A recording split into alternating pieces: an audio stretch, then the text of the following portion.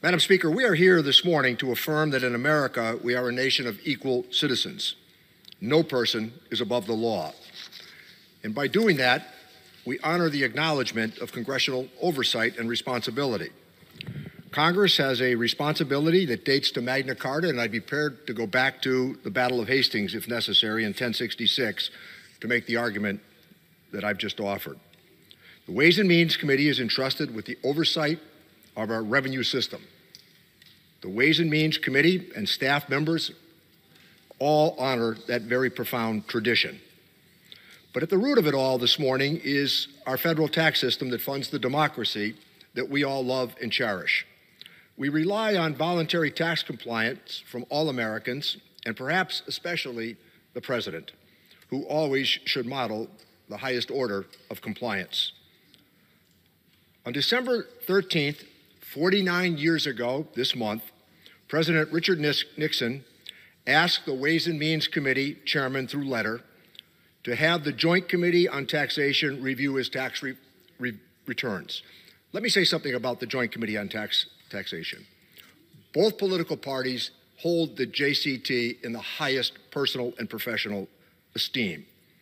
This examination established the precedent for congressional oversight of a presidential tax compliance.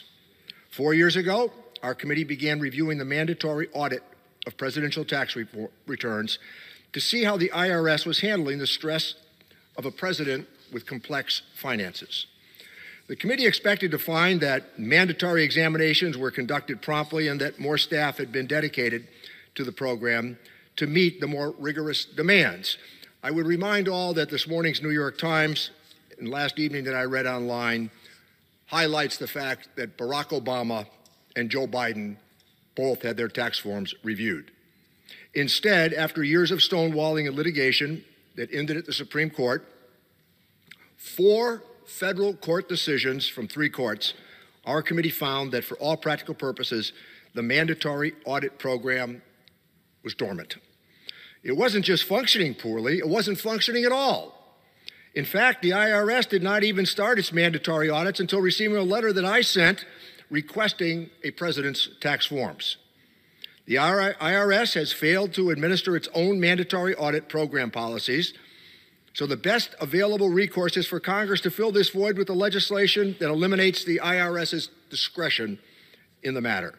That is precisely what we are asking of this institution this morning. I can't imagine that anybody, given the controversy of recent days, would be opposed to this legislation. We would require the IRS to publish the president's tax returns, audit them in a timely manner, and keep the American public updated on the results.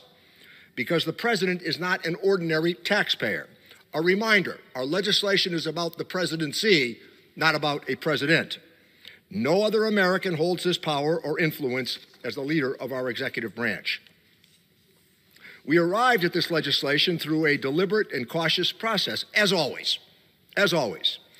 These improved guardrails will provide Americans the assurance they deserve that our tax code applies evenly and fairly to all of us, no matter how powerful. The Ways and Means Committee oversight staff pursued the facts about mandatory examination procedures with professionalism and diligence. They did a great job. I emphasize that there were no leaks by the committee leading up to this decision to release our report on the mandatory examination process. Imagine that in Washington for something this complex. No leaks. We adhered carefully and scrupulously to the law and resisted entreaties from the fringe of both political parties as we proceeded with great patience and deliberation. No leaks as to how we were to move forward.